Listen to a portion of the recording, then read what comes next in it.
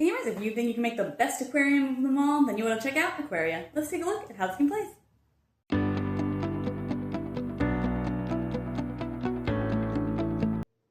In this game, players are going to be trying to build the best aquarium that they can.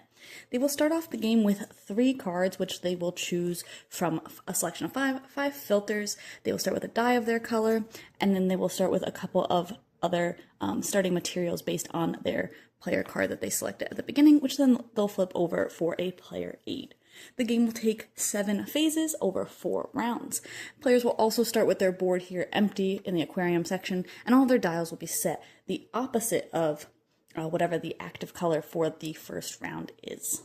The first phase of each round is going to be the action phase, where players will take their die and put it on the action that they want to do. They can move up on the encyclopedia track, which I'll show in a second. They can play cards to their board. They can get new cards and some food. They can get oxygen, which they will use to play cards. And they can spend cards of the same color to move up the pet shop track, which I'll also show in a second.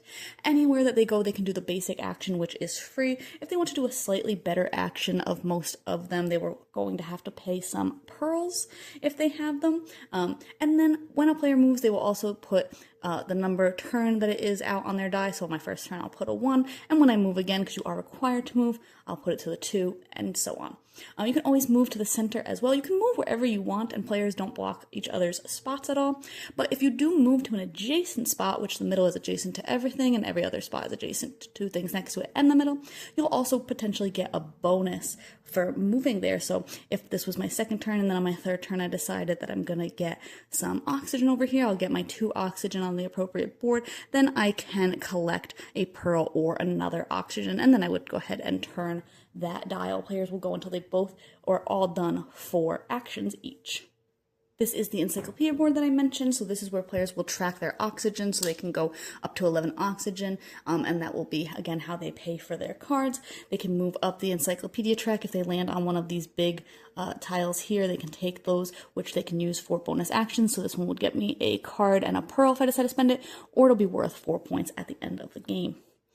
Players can also move up the pet shop track, which I mentioned, which will get them various bonuses. If they spend 2 cards of the same color, they'll get the top bonus on any of the levels. If they spend the 3 cards of the same color, they'll also get their choice of one of the bottom actions on the level they move to.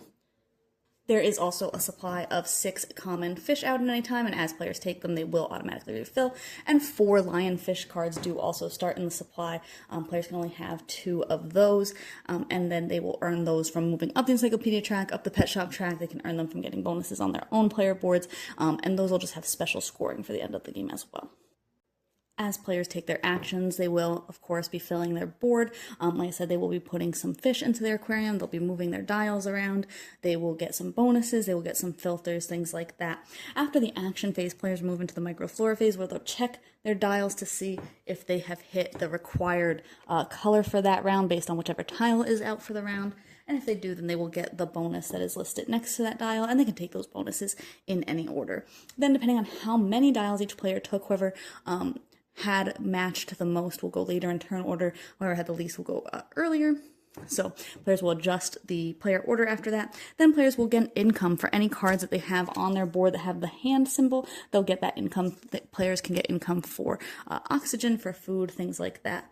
Then players will move into the feeding phase, so they will look to see any of their fish that need to be fed. For example, this one needs a green food every single round, and if you can pay that, then you will get the points listed on the card. If you cannot, you will lose 4 points for each card that you cannot feed. Then players will adjust the action tracks and move the dials back to where they need to be, and then they'll wipe the common supply of cards and refill those moving into the next round.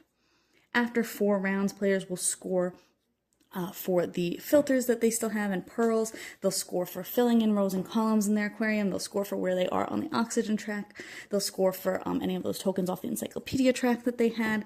They will score for finishing the encyclopedia track is worth points as well, in order of who finished first. Players will score their special lionfish scoring. They'll score for additional or extra food that they have left over. They'll score for anemones that are next to clownfish. They'll score for groups of schools of fish.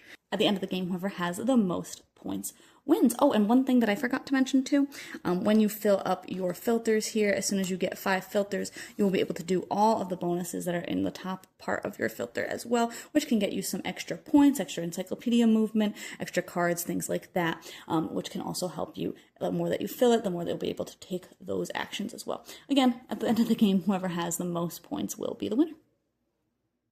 Overall, I thought that this game had a lot of good stuff going on. I thought that the random action track that comes out, because you're going to piece that board together differently every single game and have the bonus actions associated with different actions every time. I think that that's really cool and keeps the game a little bit fresh, play to play. I also liked how it worked, moving your die to the spot that you want to take and getting bonuses for moving adjacent, because that can really like lock you into a certain strategy, or you might forgo those bonuses just to be able to do the actions that you want to do. I liked the players didn't get blocked by each other and things like that, and you weren't ever blocked out of spots based on that adjacency. It just determined if you got bonuses or not. I thought that worked really well overall. I thought there was just a lot of different ways to score, which can sometimes be a little bit difficult to know what the best path is, if there's a best path. I think that you can win in a variety of different ways, but it really comes down to what each other player is doing, especially when it comes down to like grabbing the points off of the encyclopedia track. You can get the tokens if you are going faster than somebody else.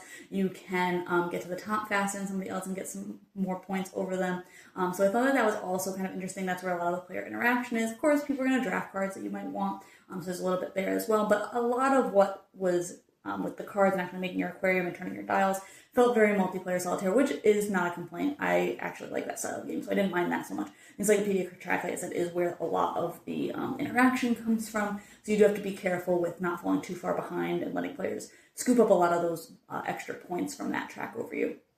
I thought that the pet shop track was, I don't know, it felt kind of secondary to a lot of things. It kind of felt like it wasn't a super viable strategy to kind of go for that a lot, because you're throwing out a ton of cards in order to move up that track, and cards are worth points on your board. A lot of them are worth points by themselves, or if you can feed them, they're worth points, and just filling in your board is worth a decent amount of points.